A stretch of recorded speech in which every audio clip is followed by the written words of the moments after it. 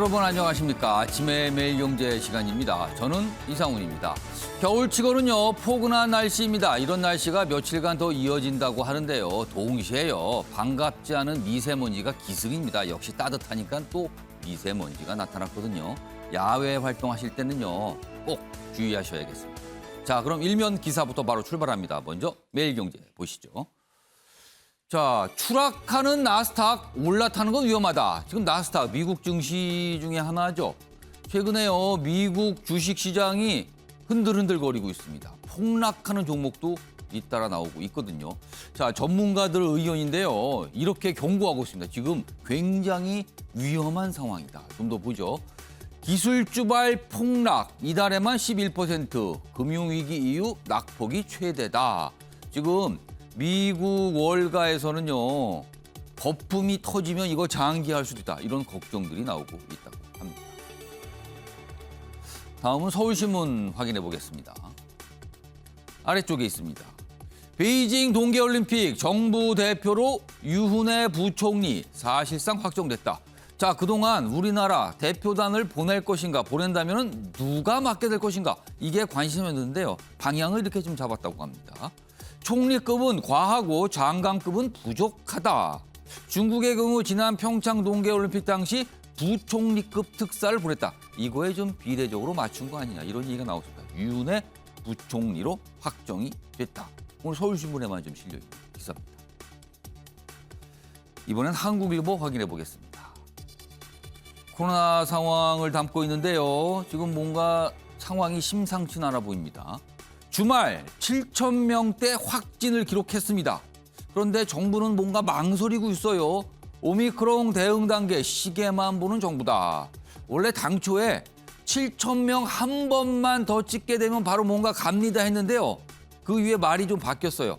평균적으로 7,000명이고요. 좀 더 보고요. 뭐 이렇게 신중하게 가는 겁니다. 당국 준비 시간 필요하다. 평균 7,000명 고수하고 있다. 그리고 광주, 전남 등 4곳만 26일 방역 전환할 예정입니다. 좀 여러 가지 좀 지적들 좀 나오고 있어요. 마지막으로 조선일보 확인해 보겠습니다. 자, 이쪽 끝에 있습니다. 전국 17개 시도 선관위 간부들 또 친여 상임위원 임명된 시위할 수밖에 없다. 이런 입장이 나왔다고 합니다. 그리고 전직 선관위원들도 정치 편향을 우려했다. 최근에 좀 논란이 있었잖아요.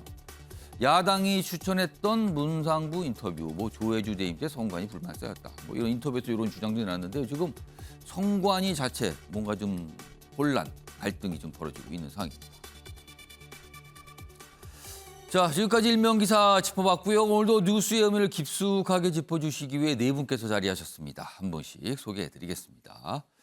자, 먼저 화면 가장 맨 왼쪽에 앉아 계십니다. 윤경호 MBN 논설위원 나와 계시고요. 그 옆에는 신경민 전 국회의원 자리하고 계십니다. 자, 그리고 세 번째 자리에는요. 김경진 국민의힘 선대본 상임공보특보단장 나와 계시고요. 마지막으로 홍경희 국민의당 선대위 대변인도 나와 계십니다.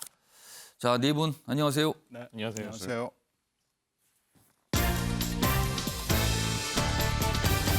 오늘 다룰 주요 이슈를 정리했습니다. 아침을 여는 키워드 화면에 준비되어 있습니다. 하나씩 짚어보겠습니다. 자, 첫 번째 키워드는요. 지면 감옥. 그러니까 선거에서 지면 감옥에 갈 수 있다. 이재명 민주당 대선 후보가 이 얘기를 주말에 꺼냈습니다. 이유가 있을 거예요. 그리고 그 의미도 뭔가 담겨 있을 겁니다. 분석해 보겠습니다. 두 번째 키워드입니다. 구수로 멀어진 원팀. 이게 지금 원팀이 이게 여야 선대할 때 뭐가 똘똘 뭉친다 이 뜻이잖아요. 그런데 멀어졌어요. 왜? 굿 때문에. 갑자기 군 얘기가 요새 많이 나옵니다. 정치권에서. 세 번째 키워드 보겠습니다. 가족 자랑. 안철수 국민의당 대선 후보. 요즘에 가족 얘기를 좀 꺼내요. 부인 얘기도 하고 딸 얘기도 하고요. 다른 거대 정당의 후보들이 가족 관련 리스크가 있다는 지적 많이 받았잖아요. 이거를 의식했을까요? 뭔가 차별화하는 모습을 보이고 있습니다. 마지막 키워드 보겠습니다.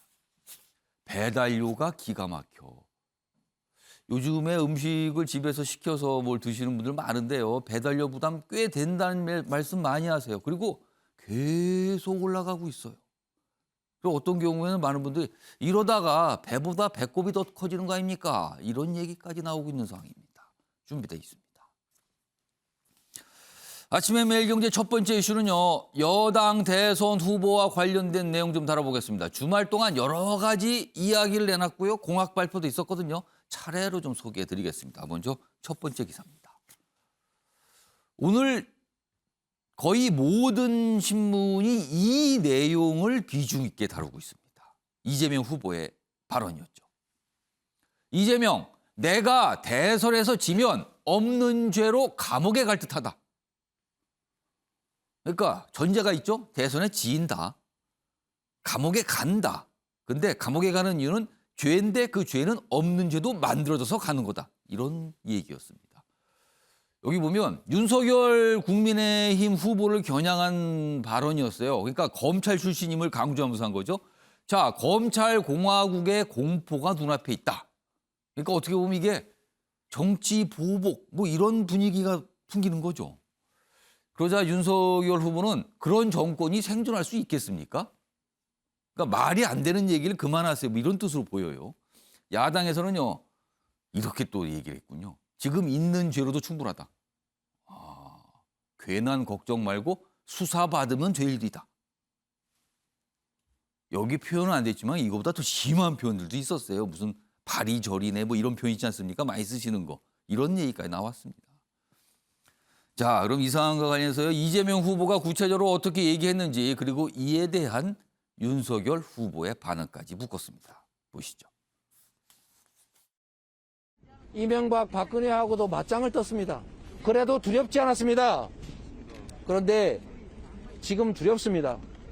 지금 검찰 있는 죄도 덮고 없는 죄도 만들 수 있다고 믿는 조직들입니다.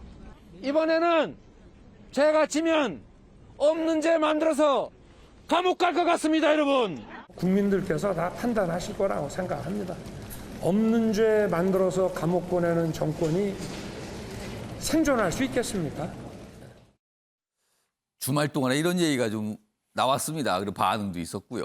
김경진 단장께 먼저. 김경진 단장 입장에서는 이제 경쟁 정당의 대선 후보의 발언이었어요. 이재명 후보가 왜 이런 얘기를 했다고 보세요? 이해가 안 돼. 이해가 안 된다. 그래도 좀 어떻게 좀 분석 좀 해주세요. 왜 이 얘기를 꺼냈을까? 지금 있는 죄 때문에 그렇죠, 뭐. 그걸 의식했다? 유동규 씨나 몇몇 분 지금 김만배 씨나 구속돼서 재판받고 계시잖아요. 예. 김만배 씨 법정에서 그런 거 아니에요. 자기 구속돼 있는 주된 혐의가 지금 배임죄인데 예. 그 배임죄는 이재명 당시 성남시장이 지시해서 그렇게 한 것이다라고 명확히 법정에서 얘기를 했잖아요. 그러면 지시를 한 사람은 대선 후보가 돼 있고 예. 지시를 받고 처리를 한 사람은 구속돼서 재판을 받고 있고 그 중간에 얼마나 스트레스를 받았으면 김문기 씨나 유한기 씨 두 분은 스스로 목숨을 끊었잖아요. 또 구속돼 있는 유동규 씨는 이재명 후보 본인 말씀에 의하더라도 예. 극단적인 선택을 하려다가 구속됐다는 거 아니에요, 예. 보면. 저 대장동 사건으로 중간에 지금 몇 분이 생과 사를 달리했으며 굉장히 비극이 벌어졌단 말이에요. 그렇죠. 몇 분은 구속되어 있고. 예. 근데 정작 지시를 했다고 주장이 되고 있는 예. 이재명 후보 본인도 옛날에 그랬어요. 그거 내가 지시한 거라고. 심지어는 거기 사인한 공문도 있어요. 예. 그분은 그냥 지금 대선 후보하고 있거든요. 예. 근데 민주당 당내에서 판단이 너무 늦었어요. 서른 의원 같은 분도 구속돼야 될 분이 우리 당의 자당의 대선 후보로 나왔다고 예. 분명히 얘기를 했어요. 지금 현재 이 순간에도 민주당 당원 중에 수천 명이 대선 후보 자격 취소하고 지금이라도 빨리 후보 교체해라 이런 얘기를 하고 있어요. 예. 근데 어쨌든 민주당 당원들의 집단으로서 민주당 당원들은 마지막 경선의 순간에 민심이 급격하게 바뀌긴 했지만 너무 늦게 저 진실을 안 거예요. 예. 그래서 결국은 아주 미세한 차이로 경선 들어가지 말고 예. 못하고 그냥 확정이 됐었어요. 예. 그 과정이 이재명 후보 본인의 머릿속에 얼마만큼 지금 가위를 누르고 있겠어요. 그러니까 저런 말씀을 3살짜리 애도 안 할 말씀을 지금 하고 계신 그러니까 거고. 지금 그런 상황에 대해서 의식을 하고 있으니까 저 발언이 나온 것이다. 그렇죠. 근데 또 한 가지는 말씀하세요. 윤석열 후보가 검사 출신이기 때문에 예. 검찰이 무슨 없는 죄를 만들어서 자기를 탄압할 것 같은 핍박받은 이미지를 국민들에게 던지고 싶은 모양이에요. 예. 근데 요새 재판을 하고 형량을 주는 게 검사들이 합니까? 대한민국에 언제부터 판사가 없어졌나요? 예. 헌법에 사법부가 없나요? 심리를 하고 예. 변호사를 통해서 본인이 하고 싶은 얘기 충분히 듣고 예. 그리고 나서 판사들 합의부로 구성된 판사들 사이에 이게 유죄 문제냐 심도 깊은 협의를 하고 나서 예. 그리고 나서 땅 판사님들이 이게 유죄 무죄 그다음에 형량 몇 년 이렇게 때리는 거 아니에요. 예. 그냥 검사가 판사석에 앉아서 너 징역 10년 하고 땅 하고 때리나요? 말도 안 되는 얘기를 지금 대통령 후보란 분이 하고 계시는 거 아니에요. 대한민국의 상권 분립 자체가 없어진 예. 것 같은 허황된 얘기를 국민들한테 예. 지금 하고 있는 거 아니에요. 예.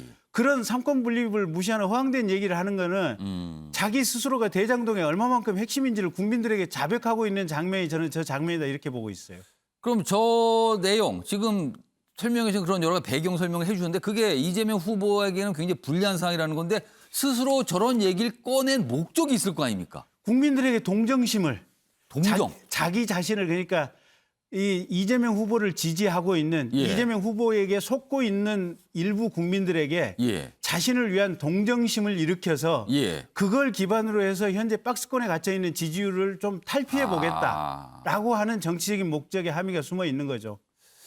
자, 이제 김경진 단장께서 이제 경쟁 정당의 이제 경쟁 후보, 하여튼 여러 가지 배경 설명도 이제 호평을 섞으면서 해주셨는데 뭐 여러 가지 시각이 있을 수 있고 앞서서 이재명 후보의 지시 발언 뭐 이런 게 알려졌잖아요. 보도 통해서 그 당시에 이제 민주당에서는요 이재명 후보의 지시가 아니라 그건 성남시에 방침이 있다. 뭐 이런 또 해명도 있었어요 사실은요. 참고로 좀 말씀드리겠습니다. 자, 진경민 전 의원님, 저 얘기를 굳이 꺼낸 까닭은 뭘까요? 그럼 아무래도 최근에 지지율하고 관련이 있죠. 예. 지금 윤석열 후보 쪽에서 여러 가지 문제가 일어나고 있는데도 불구하고 40% 근처를 훌쩍 넘거나 예. 아니면 육박을 해야 되는데 그것이 이 현상적으로 이루어지지 않고 있는 이 여론조사를 보면서 예. 답답한 마음이 후보한테도 있고 민주당 내에 있죠. 근데 지금 박스권이라는 얘기를 쓰지 말자는 얘기들을 민주당 안에서는 하긴 합니다만은 박스권이라는 표현을 쓰지 말자. 언론 쪽에서 지금 박스권이라는 얘기를 계속 쓰고 있기 때문에 예. 일반적으로는 쓰지 않을 수가 없는 상황인 것은 지금 누구나 다 인지가 돼 있습니다. 그런데 이제 그 답답한 마음이 기본적으로 후보나 민주당 안에 있는 게 맞죠. 그런데 이제 지금 윤석열 후보 쪽에 돌아가는 얘기를 쭉 보면 아무래도 검찰 측 인사들이 중용이 되고 있고요. 우리 모두가 또 하나는 조국 사건을 기억하고 있잖아요. 그러니까 이런 상황으로 봤을 때 굉장히 절박한 현재 삼자 구도 상황을 타개해야 되겠다라는 후보의 생각이 있고요. 민주당 안에도 이런 생각을 공유하고 있는 사람들이 꽤 있습니다. 지금 삼자 구도가 있었던 선거를 보면은 그 김대중 대통령이 당선됐던 그 당시에 97년도 상황이죠. 예. 그때가 아마 삼자 구도가 지금하고 거의 유사하게 진행이 되고 있었던 걸로 보여요. 예. 이회창 후보도 있었지만 이인재 후보가 나와 있었고 예. 또 DJP 연합이라는 게 또 이루어졌고 원래는 사자 구도였던 걸 삼자 구도로 바꿔놓은 거긴 하지만 그 삼자 구도가 굉장히 치열했습니다. 예. 그래서 그 당시에 투표 격차를 보면은 사실 그렇게 큰 격차로 되지 않았습니다. 예. 30여만 표 정도가 하면서 사실 대권에서 30여만 표라는 것은 그렇게 큰 격차가 아닌데 예. 지금 상황을 이렇게 들여다보면 그때보다도 훨씬 더 상황이 어려워지는 거 아니겠냐. 예. 그래서 이제 후보 입에서 뭐 어저께 여러 가지 표 차이 얘기가 나왔죠. 예. 아주 극단적으로는 뭐 2표 차이다라는 얘기도 뭐 있는데 3만 표, 4만 표 뭐 네, 이런 이제 얘기도 좀 있었어요. 그렇게 보면 이제 10만 예. 표도 안 되는 그 당시에 30여만 표보다도 훨씬 더 예. 격차가 줄어든 거 아니겠느냐. 그러니까 여러분들이 모두 나와서 후보를 지지해달라 뭐 그런 다급함이죠. 그런데 한 가지 선거에서의 불문율은 예. 자기에 대해서 부정적인 얘기를 하는 것은 극히 꺼립니다. 근데 이제 이번에 저 메시지가 준비된 것인지 예. 애드립으로 나온 것인지는 제가 그건 파악을 못했습니다. 예. 그런데 자기의 상대를 부정적으로 규정하는 것은 뭐 할 수 있어요. 그게 하는 게 좋아요. 저 후보는 이러이러해서 좋지 않다. 예. 나쁘다. 뭐 이렇게 부정적으로 규정하는 건 좋지만 후보 본인을 자기가 부정적으로 규정하는 것은 예. 그건 선거 전략으로서는 맞지는 않습니다. 그래서 아마 내부적으로도 그렇고 앞으로는 이렇게 부정적인 얘기를 후보 본인에 대해서 후보 본인의 입을 통해서 하는 예. 것은 좋지 않고 상대 후보를 부정적으로 하는 것은 그건 전략적으로 맞죠. 특히 검찰 공화국, 예. 특히 조국 사건을 기억하고 있는 모든 국민들의 뇌리 속에 검찰 공화국을 한 것은 그것은 맞는데 자기를 부정적으로 얘기하는 예. 것은 피해가는 것이 좋겠다라고 생각합니다. 그러니까 지금 말씀대로 뭐 검찰 공화국 공포가 있다. 그러면 이제 일반적으로 뭐 없는 죄도 만들어서 할 수 있다. 뭐 이렇게 하는 걸 보지만 본인을 여기다 집어넣고 내가 감옥에 갈 수 있다. 이거는 선거 전략상 과연 맞는 것인가? 그러니까 신경민 전 의원께서는 전략상으로는 조금 이게 문제가 있는 거 아닌가 이런 지적을 해주는데 뭐 이미 발언 나왔습니다. 그리고 이렇게 다뤄지고 있습니다 지금요. 자 그리고요 주말 동안에요 이재명 후보가 부동산 공급 정책에 대해서 또 공약을 내놨습니다. 숫자가 굉장히 큽니다. 보겠습니다. 다음 기사. 이재명 정부 안보다 105만 가구 늘렸다. 311만 가구 공급하겠다. 그러니까 정부가 지금 작년서부터 공급 정책을 쓴다고 계속 얘기하고 진행 중이거든요. 근데 그거보다 105만 가구를 늘렸다는 거예요. 굉장히 많습니다. 여기 보시면 김포공항 존치항구 주변 개발, 그리고 서울에만 48만 구 추가. 그러니까 서울에 공급되는 게 지금 정부하고 이 내용 더하면 100만 구가 넘어요. 서울에만. 그리고 용산공원 활용에 10만, 전체 물량의 30%는 청년의 배정. 뭐 최초 구입된 90%까지 대출. 뭐 이런 공약을 내놓은 겁니다. 자, 그럼요. 기사 하나 더 있습니다. 보시죠. 그리고요, 이 기사는 이 부동산 공약과 함께 이 얘기도 이재명 후보가 꺼냈거든요. 거듭해서 부동산 정책 실패했다. 현 정부 부동산 정책 실패라는 부분을 또 강조합니다. 그러면서 이 얘기를 한 거예요. 자, 그럼요. 이재명 후보의 공약 발표 내용도 확인해 보겠습니다. 부인할 수 없는 정책 실패입니다. 더불어민주당의 일원이자 대통령 후보로서 다시 한번 고개 숙여서 사과드립니다. 공급 과잉이라는 말씀을 하시게 되더라도 반드시 내 집 마련 꿈을 위해서 대량 공급의 약속을 지키도록 하겠습니다. 자, 여기 화면 좀 보겠습니다. 여기 표가 있는데요. 구체적으로 그럼 얼마나 어떻게 마련할지에 대한 설명이 있는데 여기 보면은 문재인 정부 때 마련한 공급체, 그다음에 이재명 정부, 그러니까 본인이 추가한 거예요, 이재명 후보가. 여기 보면 기존에 서울에는 59만 원인데 48만 원을 추가했어요. 그럼 100만 원가 훌쩍 넘어갑니다. 그리고요, 경기, 인천 그 외에도 다 추가돼서 현 정부에서는 206만 원, 근데 더하기 105만 원, 합하면 311만 호가 됩니다. 자, 그러면 이 많은 집을 어떻게 마련할 것인가? 아래에 있습니다, 여기에. 여기 보면 공공택지 개발을 통해서 뭐 하겠다는 쭉 내는데 그 중에 하나가 1호선 지화하. 지금 지상에 있는 1호선을 땅으로 집어넣어서 8만 호를 마련하겠다. 뭐 이런 계획들이 발표가 돼 있습니다. 자, 그럼요. 과연 이게 잘 될 수 있는 건지 화면 좀 보겠습니다. 여기 보시면 서울의 총 주택 수가 지금 350만 호랍니다. 근데 서울에 100만 호 넘게 추가하는 거잖아요. 107만 호. 그럼 이게 지금에 있는 집의 3분의 1만큼을 늘리겠다는 겁니다. 이게 가능한 것인가? 가능한 것인가? 다음 보겠습니다. 그다음에요. 아까 뭐 지화화 있었잖아요. 지화를 하는데 이게 지화라는 게 보통 돈이 드는 게 아닌 거거든요, 이게. 그래서 많은 얘기가 나오지만 이게 실현되는 경우가 과연 있는가? 뭐 이런 지적도 있습니다. 얘기 좀 해보겠습니다. 유경호 의원님 어떻게 평가하시겠습니까? 이 공약. 숫자만 나열하는 걸로는 아마 와닿지 않을 거예요. 잘. 뭐 311만 호라고 하지만 언제까지라고 시기를 지금 딱 집어서는 후보 본인도 얘기를 안 했고요. 예. 그러나 이제 지금 문재인 정부의 중장기 공급 계획은 시기가 나와 있죠. 예. 그러니까 그러면 뭐 잘라내면 2027년까지 앞으로 향후 5년이라고만 잘라내면 될 겁니다. 그리고 또 하나는 지금 전국적으로 다 공급 부족이냐? 그건 아니고 수도권, 특히 서울이잖아요. 예. 그러니까 서울 지역에 48만 호를 추가로 공급하겠다. 그게 실현 가능성이 과연 있느냐? 이걸 따져봐야 됩니다. 48만 호라는 건 엄청난 분량 아닙니까? 그렇습니다. 아까 뭐 지금 현재 서울 지역에 350만 호인데 뭐 그런 통계로 따져보면 사실 이거 어마어마한 거죠. 예. 그러니까 주택 몇만 호 이걸로 따지면 노태우 정부 때 600만 호라는 뭐 대량 공급. 그래서 뭐 분당, 일산 이런 5개 신도시 예. 기억나시지 않습니까? 그런 거는 손에 딱 잡혔어요. 그러나 지금은 이미 그런 신도시 방식은 이미 이제 안 하는 쪽으로 가고 있고요. 물론 소규모 신도시는 있습니다만 나머지가 이제 그래서 나온 게 김포공항 개발이나 용산 일부를 활용하겠다는 거.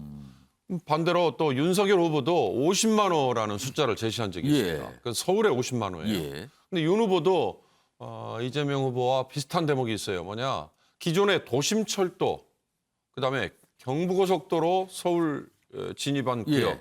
그거 지하화해가지고 거기서 하겠다고 그랬거든요. 예. 근데 아까 어느 부동산 전문가가 이재명 후보를 비판하면서 아니 1호선 지하화하는데 거기에 들어가는 비용과 시기는 그럼 감안 안 하는 거냐 이렇게 얘기를 했잖아요. 그러니까 두 후보 다 50만 호, 48만 호의 서울 지역의 공급 이거를 기존에 있는 도심철도나 또는 경부고속도로 뭐 1호선 지하철 예. 이런 거를 지하화해서 생기는 땅을 가지고 공급하겠다라고 얘기를 하는데 저는 그런 것보다 결국 좀 솔직해질 필요가 있을 것 같다. 예. 뭐냐.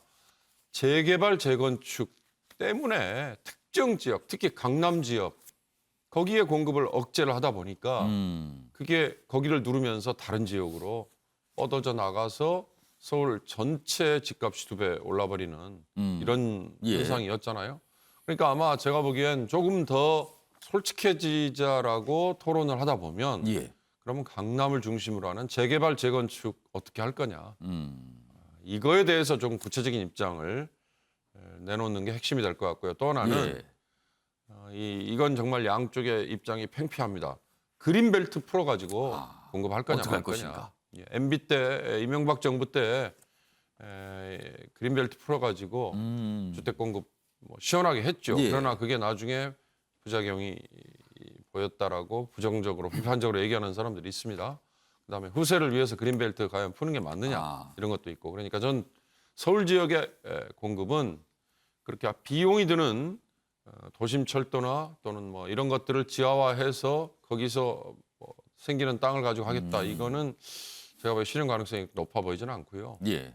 왜냐하면 다른 비용이 더 들어야 예. 되기 때문에 오히려 재개발, 재건축과 그린벨트 이 두 가지를 놓고 나중에 후보들이 토론을 할 때 또는 예. 실제로 정책을 집행하러 하겠다고 달라들 때 구체적인 보관이 거기서 나오지 않을까라는 생각을 해봅니다. 서울 특히 강남 지역의 재건축 문제, 그린벨트 해제 문제 이거는 단순한 부동산 정책을 넘어갈 수도 있는 것 같아요. 사실은요. 지금 정부에서 이건 거의 금기시되는 상황 아니었습니까? 그동안? 그러니까 이게 간단한 문제가 아니다는 거죠. 지금. 자, 홍경희 대변인께서는 이재명 후보의 요 부동산 고급 정책 어떻게 좀 보셨습니까? 네, 저는 이제 한 2가지 정도를 봤습니다. 예. 우선은 이분께서 이제 어저께 부동산 공약을 발표를 하시면서 예.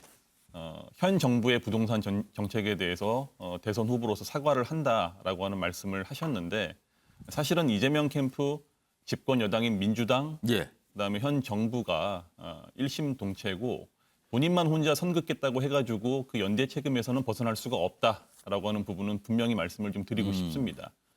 그다음에 어제 이제 이재명 후보께서 공약으로 발표하셨던 부분 가운데 예. 주택 공급수가 사실은 지금 나와 있는 모든 정당의 대선 후보들의 부동산 공약이 큰 차별성은 없습니다. 예. 그리고 비슷비슷한 평가를 받아요. 네, 그렇습니다. 그리고 주택 공급수에 대한 부분도 대부분 250만 원 예. 정도를 발표를 하고 있는데 제가 보기에는 이분은 좀 튀는 걸 좀 좋아하시는 성향이고 좀 던지는 걸 좀 좋아하시다 보니까 내가 250만 원 받고 그다음에 60만 원 더 추가. 네. 그래서 이 부분에 대한 실현 가능성을 과연 정밀하게 검토를 했느냐에 예. 대한 좀 의구심이 드는 부분이고요. 예. 그다음에 이제 어저께 특히 이제 김포공항을 존치를 한 상태에서 예. 과연 주변에 이 공항이 있다 보면은 어떤 고도 제한이라든지 여러 가지 각종 규제들이 있는 상황인데 예. 과연 그 발표하셨던 내용을 8만 호를 김포공항 주변에다가 공항을 존치를 하면서 공급을 할 수 있겠느냐에 대한 부분은 조금 더 실현 가능성을 따져봐야 될 대목이다라고 생각을 하고 있습니다. 그러니까 앞서서 약간 뭔가 선거에 지면 뭐 감옥 이런 발언 그리고 부동산 정책인데 숫자가 뭐 가장 크죠? 지금까지 나온 거 보면 가장 큰 숫자를 불렀어요. 이런 게 최근에 어떤 수도권 표심 그리고 지지율 뭐 이런 걸 의식한 거 아니냐 뭐 이런 평가인데요. 기사 하나 더 있습니다. 보시죠. 민주당에서의 모습입니다. 이재명 지지율 정체에 86그룹 퇴진, 당 쇄신론이 나왔다. 자, 김종민 의원이 이런 입장을 냈는데요. 친문 의원으로 꼽히는 분이죠. 변화와 결단이 필요하다. 그럼 386에 관해서는 얘기를 해요. 그럼 이게 얘기를 꺼낸 게 당선 후 당권 구도 관련 파장일 텐데 그리고요. 이재명 후보 측에서는요. 그렇다면 이 386 그룹들 뭐 불출마 선언 뭐 이런 거 나오는지 지켜봐야 된다. 뭐 이런 반응까지 있었어요. 신경미 전 의원님. 386 그룹 퇴진론이에요. 그러니까 이른바 이게. 이게 뭐 시시때때로 좀 나왔어요. 선거 때만 되면은 약간 당이 좀 어수선한 상황이면은. 네. 근데 이거 정말 됩니까? 지금 주류 아닙니까 당에서? 김종민 의원의 생각을 물어봐야 되겠지만 아마 김종민 의원도 이게 현실화될 거라고는 생각하지 않을 것 같아요. 그러면은 이걸 왜 던진 거예요? 이런 지금 얘기를. 지지율 정책 아까 말씀드린 박스권을 탈피하기 위한 벗어나기 위한 아마 고육지책으로 이 얘기를 해놨죠. 예. 근데 문제는 지금 현재 송영길 당대표도 바로 이 86그룹입니다. 일단 뭐 3월 9일이 되고 나면 여러 가지 상황 전개 변화에 따라서 어떻게 될지는 모릅니다만은 예. 현재 86그룹들의 포진으로 봤을 때는 가시적으로 이게 그래 한번 해보자 이렇게 합의가 되기는 매우 어려워 보이는데 일단 상징적으로 제안을 해본다는 중요한 의미가 있죠. 예. 그런데 이제 실제로 86그룹이 물러나냐 안 물러나냐의 문제보다는 당의 체질 개선을 할 수 있느냐가 문제일 거예요. 86그룹의 문제는 굉장히 오랜 정치적인 예. 시간 동안에 여러 가지 중요한 보직들을 맡아서 했고 그 하위 그룹을 메꿔왔죠. 예. 그런데 과연 86그룹이 등장했던 그 시기에 생각했던 여러 가지 이상들을 하는데 열심히 노력을 했느냐, 어떻게 노력을 했느냐 하는 부분에 있어서 매우 박한 점수를 받고 있거든요. 예. 그러니까 그 부분에 대해서 일신을 할 수 있는 무슨 계기를 마련을 하는 방안이 하나가 있고 또 하나는 지금의 문제를 풀어가는 데 있어서 86그룹이 독자적으로 하는데 불가능하다 그러면은 다른 대안을 내놓아야죠. 예. 가령 전문가 그룹이 목소리를 내고 세력화할 수 있는 당의 체질 개선이 필요해 보입니다. 만약에 이번에 이런 전문가 그룹들이 문제를 풀어나갈 수 있도록 이 시대의 문제를 정면 대응할 수 예. 있도록 하는 체질 개선을 할 수 있는 기반을 마련하겠다 그러면 그것도 하나의 좋은 방법이 될 수 있습니다. 그래서 그런 점에서 봤을 때는 조금 가시적으로만 86그룹이 물러나냐 물러나지 않느냐라는 문제보다는 이 시대의 문제를 해결하기 위한 당의 체질 개선이 과연 가능하냐 이렇게 문제 제기를 하는 것이 맞아 보입니다. 그러니까 전체적으로 지금 쭉 소개된 기사 보면 민주당이 지금 대선 관련해서 조금 답답한 상황이다. 뭔가 돌파구가 필요하다. 위기의식 필요하다. 뭐 이런 걸로 좀 약간 일맥상통하는 내용도 좀 있는 것 같습니다.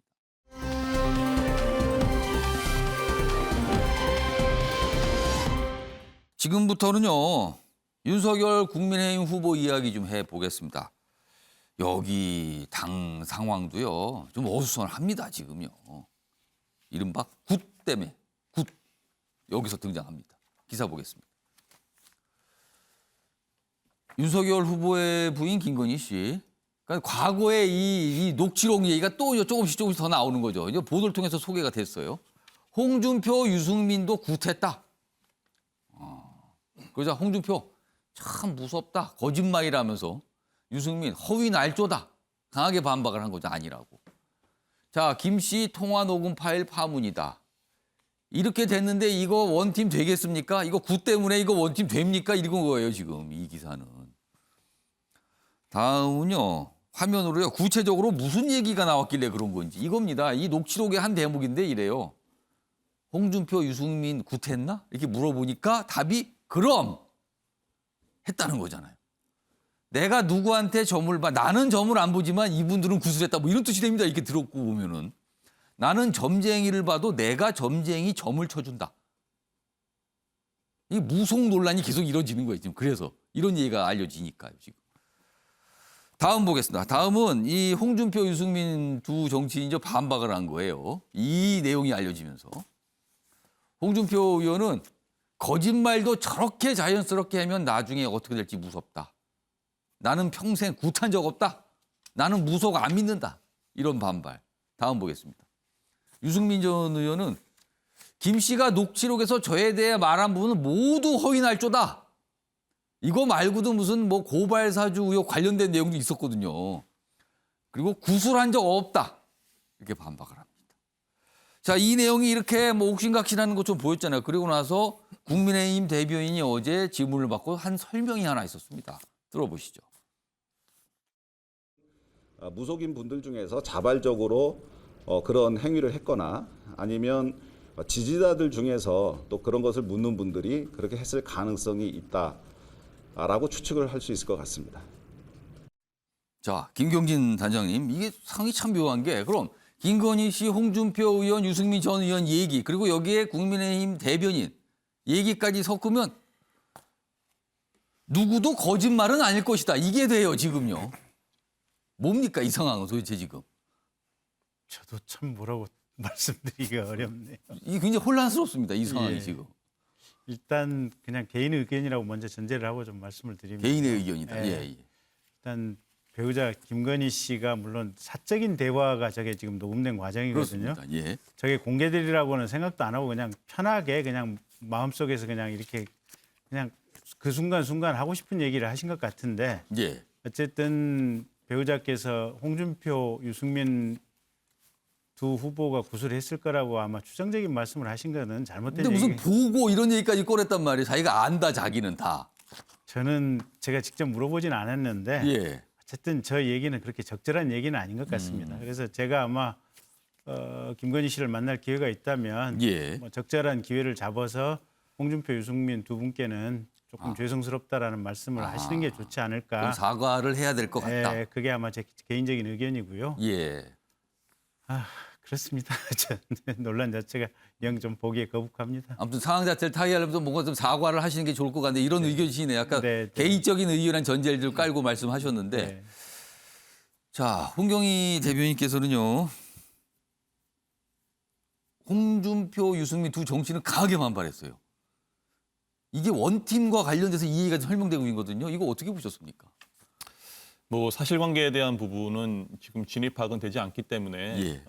논평을 하는 부분은 좀 조심스러운 부분이 있겠지만은 예.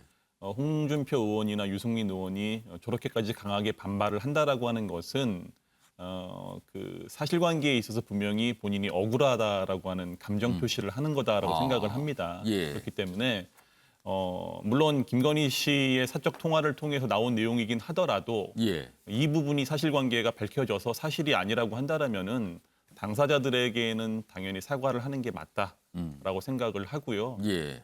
그리고 이제 원팀 관련된 부분 말씀하셨는데 이게 또 민주당과 또 국민의힘에서 바라보는 원팀이라고 하는 좀 개념은 다른 것 같습니다. 아, 이게, 그래요? 네. 그래서 이미 뭐 민주당은 어쨌든 외형적으로는 원팀 예. 체제로 구축이 돼서 선대위가 가동이 되고 있는 반면에 저는 끝까지 국민의힘은 예. 원팀을 이루기는 쉽지가 않을 것이다라고 예측을 하고 있습니다. 예. 그러면 그러니까 이 정도 상황까지 가서는 정말 어려워 보인다는 겁니까, 그러면? 네, 뭐 군 얘기까지 나왔는데 여기서 이제 대선도 이제 40일밖에 안 남은 상태에서 감정의 골만 점점점 깊어갈 것이다라고 조심스럽게 예측을 해봅니다. 원팀 관련 기사가 오늘 꽤 많이 있는데요. 다음 기사도 하나 소개해드리죠. 홍준표 차라리 나를 출당시켜라. 윤석열 후보 측 공천 요구 사과부터 하라. 아, 멀어졌다. 이런 뜻입니다, 지금. 서로 뭔가 이렇게 툭툭 치고받는 이런 얘기잖아요. 여기 보시면 어제 윤석열 후보가 질문을 많이 받았는데 그런 질문 좀 그만하세요. 뭐 누가 얘기하는데 반응 자꾸 물어보는 질문 하지 마세요. 뭐 이런 반응도 있었어요, 어제요. 자, 그럼요. 관련 영상부터 좀 확인해 보겠습니다. 백불 좀 해주시면 안 될까요? 뭐 물어볼 거 있어요? 어제 많이 얘기를 했는데 더 여기 아니 뭐 이런 거 있잖아. 누가 뭐라고 말했는데 거기에 대해서 어떻게 생각하세요? 그런 건 이제 그만합시다. 예, 있습니다. 그 홍준표 의원께서 지금 좀 여러 가지 불쾌감을 말씀하시고 있는데 좀 어떻게 관계 그러니까 내가 지금 얘기했잖아. 홍준표 대표께서 이제 SNS를 통해서 불쾌한 심정을 여과 없이 노출하고 계신데 그런 심정은 충분히 이해합니다만 지금은 국민들께 올바른 정치인의 모습을 보여주지 못한 것에 대해서 먼저 사과하고 국민들께 이해를 구하는 것이 먼저일 거라 생각하고요. 윤교 의원님, 지금 뭐 사과 얘기하는데 홍준표 의원이 사과할 것 같지 않은데 지금 상황에서 이 정도면 서로 지금 서로 손잡기가 어려워진 겁니까? 그럴 것 같아요. 감정의 골이라는 얘기 하잖아요. 예. 그러니까 정치인이라면 같은 당을 한다면 정치 지향점이 같고 철학이 같고 그래서 한 정당에서 또는 뭐 같은 진영에서 손을 잡는다 뭐 이런 건데 지금 윤석열, 홍준표 같이 경쟁을 하다가 지금 홍준표 의원은 밖에 떨어져 나와 있어요. 그런데 자꾸 홍준표 의원을 선대위에 끌어들여야 된다라고 얘기하는 거는 홍준표 의원이 윤석열 후보와 손을 잡음으로써 홍준표 의원을 지지해주는 뭐 팬덤이든 아니면 열렬한 지지자들이든 그 일정한 세력이 홍 의원을 따라서 윤석열 후보를 지지하는 쪽으로 와줘야 되잖아요. 예. 그런 걸 기대를 하는 거죠. 그렇습니다. 근데 이미 이 홍준표 의원이 올리는 글이나 아니면 홍준표 의원이 뭐 운영한다는 어느 사이트에 오가는 글들을 보면 설사 홍 의원이 공천 요구한 게 받아들여져서 또는 다른 쪽으로 뭔가 홍 의원을 만족을 시켜줘서 좋다. 내가 이 시간부터 윤석열을 지지하겠다라고 하더라도 홍 의원을 지지하는 젊은 사람들은 결코 따라가지 않을 것 같은 그런 게 읽혀져요. 그게 정치 아닌가 싶은 생각도 들고요. 그런 점에서는 두 사람의 회동 이후에 더 감정의 골이 깊어졌다라고 얘기하고 또 그 이유는 공천을 둘러싼 뭐 서로 자기 사람 챙기기 뭐 이것 때문이다. 이쪽에서는 아니다. 뭐 그건 뭐 진실 여부는 알 수 없어요. 그러나 지금 드러나 있는 걸로 보면 지금 시간도 불과 한 40여일 남아 있는 상황인데 원팀 뭐 이런 얘기는 그리고 이제 윤석열 후보 입장에서는 아마 선택을 하겠죠. 그러니까 공을 들여서 끌어올 수 있는 뭐 결과가 홍준표 후보에게 공을 들여서 끌어올 수 있는 결과가 더 나을지 아니면 다른 쪽에 노력을 해서 끌어오는 게 더 나을지를 감안해서 경중을 따져본다면 아마 홍준표 의원에게는 우선순위가 뒤로 밀린 거 아닌가 이런 생각이 듭니다. 얼마 전에 저녁 만찬 겸 뭐 2시간 넘게 만났다는데 괜히 만나게 된 거예요. 사실은요. 이게 탈이 더 났어요. 만나고 나서 지금요. 이게. 다음은 윤석열 후보의 부인 김건희 씨 관련된 내용 기사가 오늘도 꽤 많이 나와 있는데 그중 하나가 이런 기사입니다. 김건희 설 연휴 이후 봉사활동 등 공개활동 나설 듯하다. 그러면서 뭐 최근에 프로필 사진을 준비한다. 뭐 이러면서 이런 사진이 또 공개가 됐어요. 근데 여기 보시면 여기 지금 여야의 어떤 목소리를 담고 있는데 지금 계속 뭔가 녹취록 파일 내용이 공개가 계속되고 있어요. 뭐 지상파 방송 보도를 통해서도 공개가 되고 있고 유튜브 채널을 통해서도 공개가 되고 있는데 그중에 하나가 또 이거예요. 김건희 남편도 영적인 끼가 있다. 나랑 그렇게 연결됐다. 이게 또 뭔가 무속 뭐 이게 또 떠오르는 대목이에요. 또 이게 이런 말들이. 그리고 청와대에 들어가면 영빈관으로 옮겨야라는 말에 응 옮길 거야. 청와대가 영빈관이 있어요. 그 손님들 맞고 뭐 행사하는 곳인데 이게 그걸 관저를 그걸로 옮긴다는 뜻입니까? 아무튼 이런 얘기가 또 나왔다는 겁니다. 그러자 국민의힘은 반발하죠. 계속 이런 거 공개하는 거 악의적 무속 프레임이다. 자꾸 뭔가를 가두려고 하는 거다. 무속으로. 뭐 이런 반발도 좀 있습니다. 자, 그러면 이 사안과 관련된 여야의 목소리도 확인해 보겠습니다. 김건희 씨가 윤 후보 부부와 주소인들과의 관계를 생생하게 증언했고 심지어 웬만한 무당 내가 봐준다며 기자의 관상과 손금까지 봐줬습니다. 이것이 국민의힘 윤석열 후보 선대위가 주술 비선 선대위라고 불리는 이유입니다. 그 배우자의 의혹을 침소봉대해서 너무 과하게 만들어서 하는 것은 국민들에게 피로감만 과중시킨다. 홍경희 대변인. 네.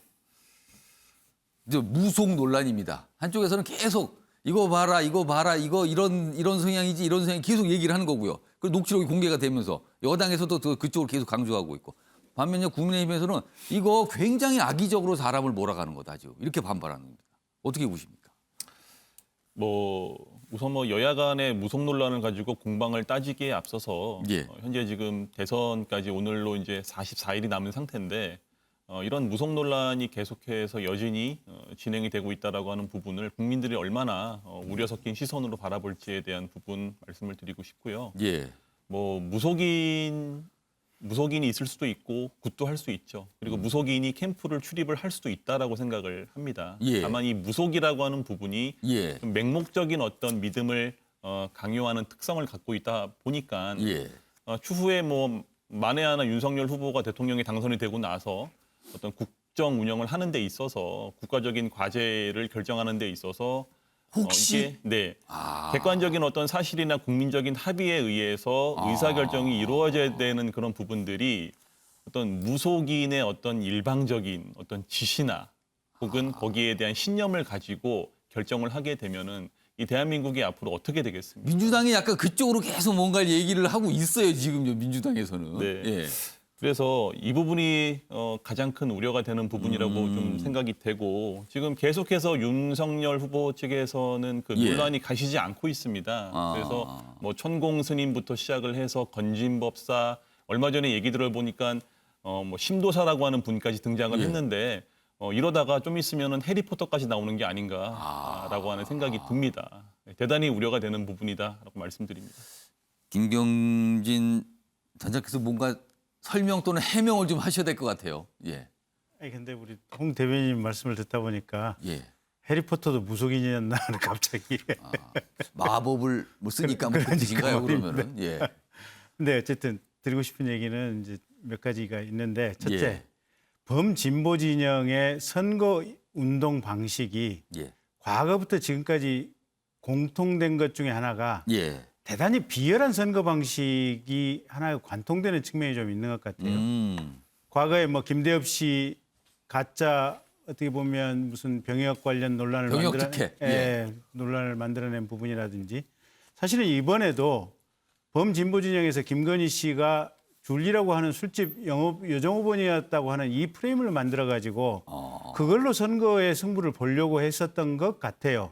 근데 오히려 지금 MBC에서 지지난주 녹취록 까면서 절대 줄일 수는 없다라고 하는 것이 국민들 사이에 확신이 들면서 그러면서 국민들의 어떤 마음이 확연히 돌아서기 시작했던 것 같고 근데 이 줄리라고 하는 이 프레임으로 지금 이 김건희 씨 이 비열한 선거 방식이 더 이상 통하지 않게 되니까 두 번째로 들고 나오는 게 지금 무속인 거예요, 관련된 그러면. 논란인 것 같아요. 그렇게 보시는 건가요? 그렇죠. 아니 근데 과거 역대 대선 때 보면 김대중 대통령도 선산을 이장을 했고 김영삼 대통령도 선산 이장을 했고 이회창 후보도 선산 이장을 했었거든요. 아니 우리 윤석열 후보가 이번 대선 직전에 무슨 선산 이장을 했나요? 아니 그리고 무슨 무속인들을 직접 만나서 뭘 하는 걸 보신 적이 있나요? 저게 사적 대화를 하는 내용 긴 시간 중에 그거를 몇 번 물어봐서 그 내용만 조각조각 편집을 해서 지금 마치 김건희 씨가 무속하고 매우 밀접한 관련이 있는 것처럼 그 부분만 침소봉대하고 지금 과장해서 얘기를 하는 거 아니에요.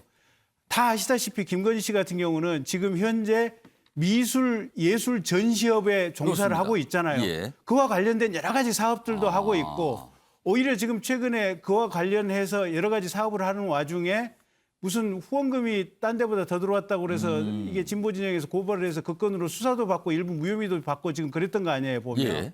오히려 논문 뭐 썼다고 하는 부분도 컨텐츠와 관련된 이 디지털 컨텐츠 제작과 관련된 부분에 관한 부분이 이게 과장됐다고 해서 계속 지금 민주당 쪽에서 공격을 하고 있는 거 아니에요, 보면. 예.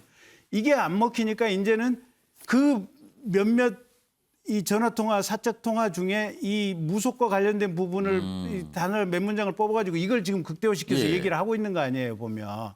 그래서 진보 진영, 특히 선거에 직접 당사자인 민주당 입장에서는 제발 좀 선거를 정정당당하게 치러야겠다. 예. 이 생각을 해주셨으면 좋겠어요. 이게 쉽게 못 끝날 것 같지는 않아요. 계속 뭐 매일같이 뭘 논평도 하고 주고받고 이런 상황입니다.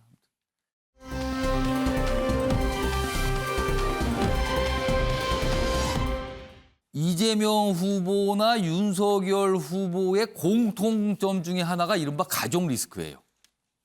다 뭔가 불거졌어요. 논란도 있었고요. 의혹도 있었고, 뭐 의혹 제기, 논란 이런 거였는데 상대적으로 안철수 후보는 그런 게 없습니다. 그래서 이런 내용도 좀 나옵니다. 다음 보겠습니다. 딸 귀국 부인은 호남행 뭐 이런 거였는데 다음 기사, 앞선 기사 다시 불러주세요. 딸 귀국 부인은 호남행. 안철수 가족 리스크 우위를 과시하며 차별하는 거 아니냐. 아들 부인 논란 이재명 윤석열 간 대비되는 전략이다. 그리고 부인 김미경 교수는 호남 공략 뭐 이런 겁니다. 어제 안철수 후보가 공항에 좀 모습이 보였거든요. 그 모습부터 좀 확인해 보겠습니다. 정말 오랜만에 딸을 보니까 너무 반갑네요. 저 외국에서 힘들 텐데도 인류를 위해서 꼭 필요한 연구들을 잘 수행하고 대한민국의 국위도 선양해서 너무 기특합니다. 그러니까 안철수 후보의 딸이 오랜만에 이제 미국에서 뭔가 활동하고 있는데 귀국을 했어요. 근데 공항에 갔는데 기자들이 같이 갔죠. 가서 만나고 저런 얘기를 한 겁니다. 무슨 국위 선양 뭐 이런 얘기가 나와요 지금. 홍경희 대변인. 네. 가족이 좀 상대적으로 가족 얘기를 당당하게 할 수 있다. 뭐 이런 것 같아요 지금요. 다른 후보에 비해서 지금. 그런데 저렇게까지 가족 얘기를 좀 보란 듯이 꺼낸 거예요 사실은. 최근에 지지율이 좀 많이 오르다가 멈춰 있었어요. 더 이상 오르지 못하는데 이런 걸 좀 의식했을까요? 뭐 그런 거는 전혀 아니라고 생각을 아닙니까? 하고요. 예. 저도 대변인으로서 활동을 하고 있지만은 예. 방금 전에 나왔던 영상처럼 후보님께서 저렇게 따님에 대해서 칭찬하시는 거는 제 기억으로는 처음인 것 같습니다. 예. 그리고 기본적으로 안철수 후보께서는 그동안 후보도 말씀을 했다시피 본인과 가족의 어떤 자랑을 하는 것은 좀 성숙하지 못한 태도이다라고 말씀을 근데 어제 해오셨던 엄청나게 부분입니다. 자랑을 한 건데요, 어제는. 아마 질문을 받지 않았을까라고 하는 생각이 들고요. 네. 근데 뭐 저는 제3자이기 때문에 예. 제가 이제 후보님의 가족에 대한 부분을 좀 짧게 말씀을 드리면은 예. 대다수의 국민들께서 아시다시피 안철수 후보, 그다음에 부인인 김미경 교수님, 그다음에 예. 따님인 안설희 박사님은 나름대로 각자의 분야와 영역에서 어느 정도의 족적을 이렇게 쌓아오면서 살아오신 분들, 예. 열심히 살아오신 분들이라고 생각을 합니다. 다만 이분들이 특별한 존재이다라고는 생각을 하지 않습니다. 그러니까 안철수 후보의 가족을 특별하게 만들었던 것은 국민의힘의 윤석열 후보와 민주당의 이재명 후보로 인해서 불거진 가족 리스크가 이 안철수 후보 가족들을 조금 더 특별하게 보이게 만들었다. 이분들 덕분이다라고 생각을 하고 예. 저희는 뭐 당연히 더욱더 국민들 앞에 겸허하게 겸손하게 남아있는 대선 기간을 치룰 예정입니다. 그러니까 안철수 후보 가족들이 무슨 뭐 특별하고 뭐 이러면서 그런 게 아니라 다른 후보들 가족이 문제가 발생해서 오히려 이렇게 보인 거다. 뭐 이 설명이시네 지금요. 신경민 전 의원님, 요 부분입니다. 부인 김미경 교수가 이제 호남을 간다. 호남행 여수 출신 김미경 교수 호남 공략 이렇게 적혀 있는데 호남표 2016년 총선 당시에는 호남표가 안철수 후보 그리고 당시 국민의당에 압도적인 지지를 줬거든요. 그렇죠. 자, 지금 호남표는 과연 어떤 상황일까? 그냥 구체적으로 안철수 후보에게 마음을 좀 줄까 이겁니다. 지금 현재 안 후보가 쭉 올라가다가 이제 정체 상태에 있는 게 이제 좀 누구 멈춰 눈에도 있어요. 보이잖아요. 그러면 이 표에 도대체 원래 있었던 집단들을 어떻게 봐야 되느냐라는 게 있는데 하나 분명한 건요. 혼재되어 있습니다. 여기에는 윤 후보에 대한 실망표, 이 후보에 대한 실망표가 분명히 넘어왔고요. 또 하나는 이제 중도층에서 마음을 결정하지 못하고 있는 사람들이 두 후보를 가자니 뭔가 좀 깨름직하고 여러 가지 잡음들이 많으니까 제3의 안 후보한테 가자. 이래서 이제 적게는 12%, 많게는 17% 정도의 표가 된 걸로 보이고요. 안철수 후보에 대한 재발견입니까? 그렇죠. 그분들은? 그리고 이제 윤 후보의 다시 원대 복귀, 원복으로 된 표가 있음에도 불구하고 안 후보 표가 많이 줄지는 않았거든요. 그런 점으로 봤을 때는 지금 복합적으로 여러 층들이 안 후보 쪽으로 넘어가고 있다라고 보는 거죠. 이제 호남을 보면은요. 호남은 역대 민주당 후보들에게 당선된 후보들에게 90% 정도를 지지를 했습니다. 그런데 지금 현재 이렇게 미세하게 미시적으로 호남을 들여다보면은 60%에서 65%, 70%를 갖다가 다시 조금 내려와 있는 그런 형국이거든요. 이렇게 보면 호남 분들이 이 민주당 후보를 지지를 하고 그것이 서쪽 우리나라 반도의 서쪽으로 해서 북진을 하면서 올라와 주는 것이 민주당의 필승 전략입니다. 그런데 지금 그런 기미가 안 보이는 것은 안 후보 쪽에서 잡고 있는 측면이 분명히 있거든요. 그러니까 지금 안 후보의 지지표들 중에는 아까 얘기한 한 세 개 정도 그룹 중에서 틀림없이 호남표가 상당히 많이 있다라고 보입니다. 그래서 이 부분을 지금 어떻게 공략을 하느냐라는 것이 굉장히 중요한 어느 후보에게나 중요한 포인트입니다. 안철수 후보 부인의 호남 행보. 이것도 좀 주목을 받을 것 같아요. 이 부인들의 행보도 사실 좀 대선 때는 관심을 끌거든요. 이런 기사가 소개돼 있습니다. 안철수 후보와 관련된 기사 하나 더 있는데 뭐 짧게 이어가 보겠습니다. 북한과 관련돼 있어요. 안철수 후보가 이런 모습이 있었어요. 김정은의 정중한 서신을 띄운 안철수. 대화 재개 선언하실 것 요청한다. 약간 이런 거예요. 뭔가 대화하고 뭔가 해야 되지 않습니까? 이런 내용의 편지를 공개한 거예요. 강경 노선. 윤석열과 차별하는 거 아니냐. 뭐 이런 거예요 또. 그러면 어떤 서신을 띄운 건지 화면을 좀 보겠습니다. 뭐 이런 거예요. 김정은 북한 국무위원장께 드리는 공개 서신. 신뢰 구축 조치 전면 재고 발표를 보고 서신 띄웁니다. 그러면서 이런 거를 갖고는 얻을 거 없지 않습니까? 이런 거예요. 다음 보겠습니다. 문재인 정부 말만 믿고 막상 부딪혀보니 실제는 그렇지 않았고 뭐 답답할 것입니다. 그렇지만 저는 다릅니다. 뭐 이런 취지의 내용을 쓴 겁니다. 어떻게 보면 굉장히 좀 뭔가 색달라 보이기도 하네요. 확실히 이렇게 편지를 했다는 거는. 자, 상황은 이렇고요. 다음 기사 보겠습니다. 반면에 지금 윤석열 후보는 굉장히 강경하게 지금 나오고 있죠. 윤석열, 북한과 민주당이 원팀인가? 그러니까 본인을 자꾸 비판하고 압박한다는 거죠. 나를 전쟁강으로 호도하고 있다. 왜냐하면 최근에 북한 매체 한 곳이 윤석열 후보 보고 사퇴하라 막 이런 얘기를 했거든요. 요구를. 그거에 대해서 이렇게 강하게 반발하고 있는 거죠. 다 화면으로 하나 보겠습니다. 그런 내용이 북한 매체의 보도가 알려진 뒤에 윤석열 후보가 본인의 SNS에 이렇게 짧게 써요. 사퇴할 생각 없다. 대한민국 국민 최우선. 이렇게 씁니다. 갑자기. 그래서 웬 갑자기 사퇴 얘기지? 이렇게 된 거예요, 이게. 얘기 좀 해보겠습니다. 윤경호 의원님. 안철수, 윤석열, 대북 정책, 대북한을 바라보는 입장. 이것도 약간 차별화된다. 이렇게 해석할 수 있을까요? 어떻게 해석하십니까? 차별화를 위해서 안철수 후보가 저렇게 편지를 띄우는 선택을 한 것 같아요. 그러니까 보수를 대표하는 지지를 받는 후보로서 안철수, 윤석열 둘이 나왔다라고 지금 안철수는 자기의 이제 입장을 정리한 거 아니에요? 그런데 윤석열 후보가 북한이 올 들어서 지금 벌써 4번이나 쏘아 올린 미사일 발사, 특히 극초음속 미사일 발사 후에 선제 타격 얘기를 했지 않습니까? 그렇습니다. 예, 그러니까 뭐 킬체인 나중에 뭐 주소 담긴 했어요. 우리 이미 있는 삼축 전략 중에 킬체인을 그렇게 직접적으로 표현한 거다라고 얘기했는데 정치인이 사실 선제 타격이라고 얘기해버리는 거는 차원이 다르죠. 예. 근데 그거에 대해서 북한이 저렇게 즉각적인 반응을 보이니까 우리 내부에서는 뭐 똘똘 뭉치는 아주 그 뭐 오른쪽에 치우쳐 있는 보수 세력들은 아이고 시원하다 잘했다라고 얘기를 하겠죠.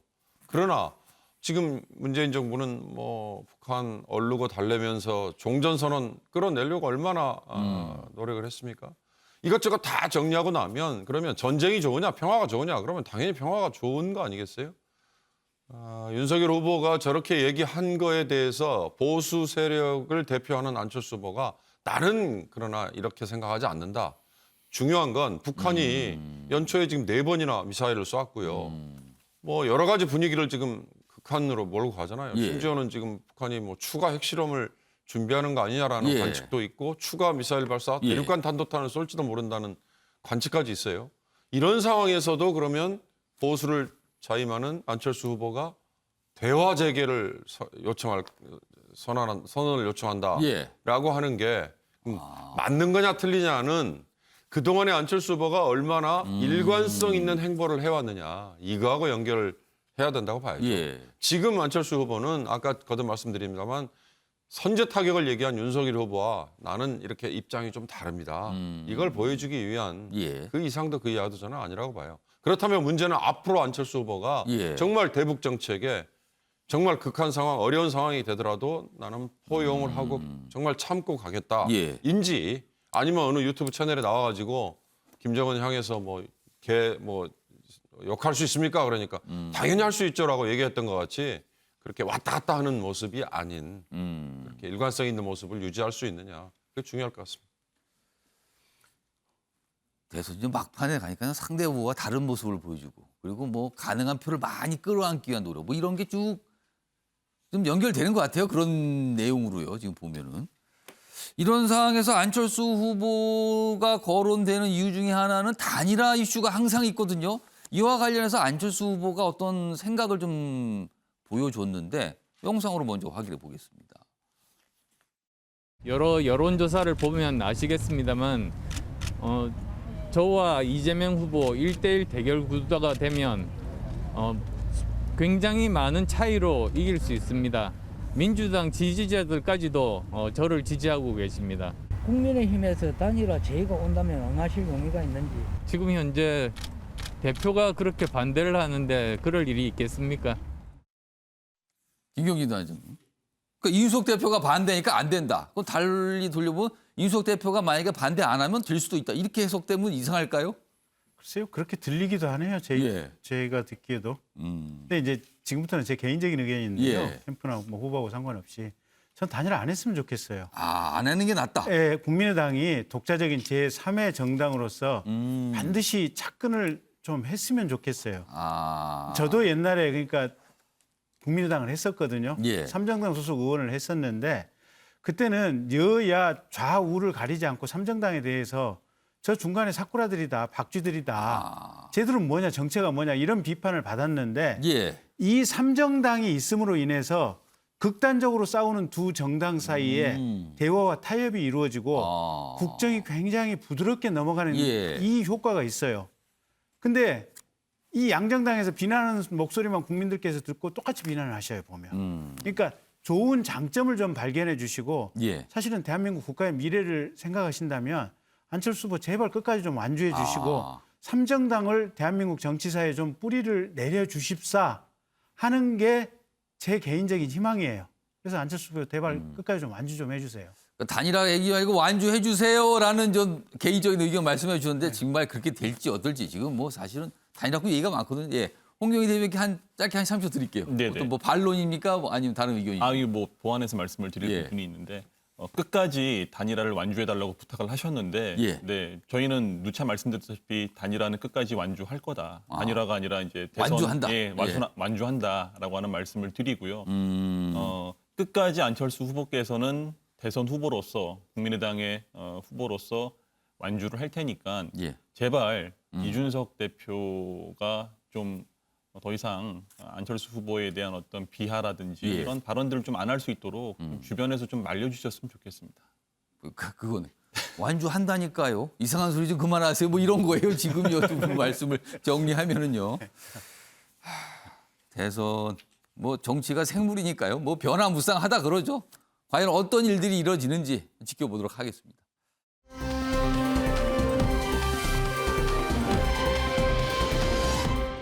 자, 다음은요. 사회 분야 기사인데요. 배달료 얘기 좀 해보겠습니다. 요즘에 이런 거 느끼시는 분들이 많으실 것 같아요. 왠지요.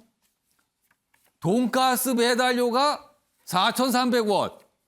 식당 손님 한 끼 운다. 배달앱인데 요즘에 이 배달료가 굉장히 비싸지는 거잖아요. 여기 보시면 여기 예가 있어요. 여기 있습니다. 일식집에 돈가스 한 그릇을 배달을 시키면 총 배달료, 배달 관련 게 한 4,000원이 넘네요. 수수료 있고 배달료 있고 포장비 등. 근데 돈가스가 9,500원인데. 어떻게 된 겁니까? 거의 반이네요.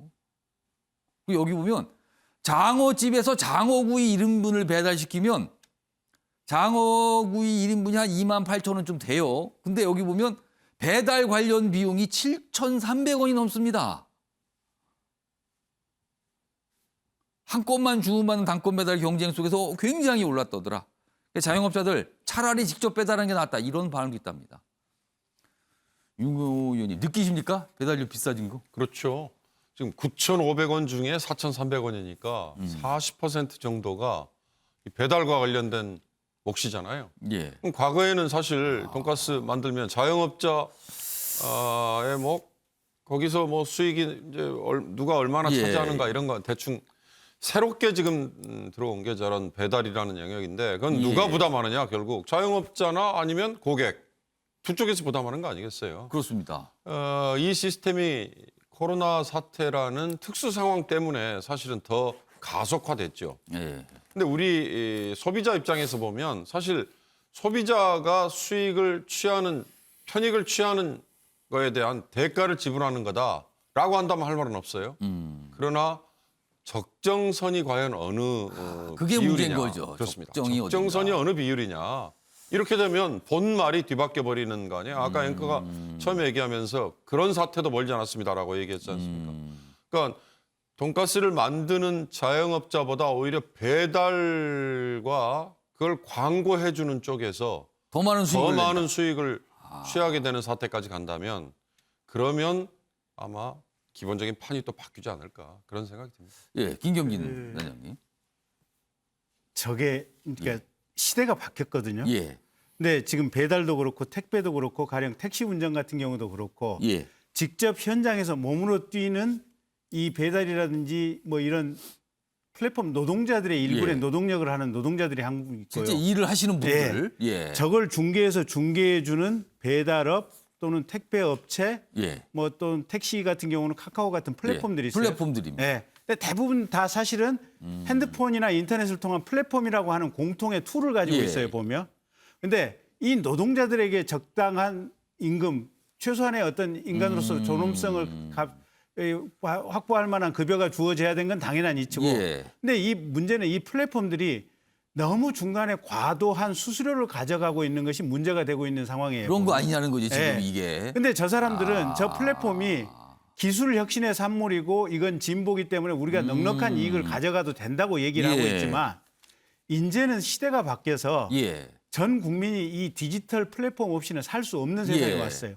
필수가 된 거죠. 필수가 이제. 됐죠. 그래서 옛날에 공안이나 항만, 석유, 비행기 이런 것들이 SOC의 개념이었다면 이제는 디지털 플랫폼 자체를 사회 간접 자본의 일부로 봐야 예. 되고 이래서 디지털 SOC의 개념이 들어와야 될 시기고 이번 대선을 통해서 저 흐름의 어떤 철학이나 사고가 근원적으로 지금 예. 바뀌어야 될 시기라고 생각을 하고 있고요. 예. 저희 윤석열 캠프에서도 집권을 하게 된다면 저 부분을 지금 근본적으로 좀 수술을 하겠다라는 생각을 가지고 있습니다. 하여튼 많은 분들이 좀 느끼시는 것 같아요. 이거 배달료가 너무 많이 오른 거 아닙니까? 이게 짧은 그러니까 기간에 옛날에 변한 거예요 지금. 카드 수수료도 예. 5% 8% 하다가 지금은 이제 소상공인들 0.8%까지 예. 내려왔거든요. 그래서 이런 어떤 문제 해결의 필요성이 있는 시점입니다. 알겠습니다. 다음은 마지막 기사가 되겠는데요. 뭐 시간상 소개만 좀 드리겠습니다. 보시죠. 자, 청와대 독도 일출 설 선물 일본 반발 예상 못하고 보냈을까? 그러니까 설 선물을 대통령 명의로 보냈는데 그 포장지에 독도 그림 이런 그림이 있었어요. 독도로 보이는 곳에 해가 뜨는 그림. 근데 일본 대사관에서 이거에 대해서 안 받는다 그랬다는 거예요. 이게 뭔가 정치적인 생각이 있었던 거 아닌가? 뭐 아무튼 그래서 이런 여러 가지 좀 관심을 끌었는데 좀 반발이 있었어요. 일본에서요.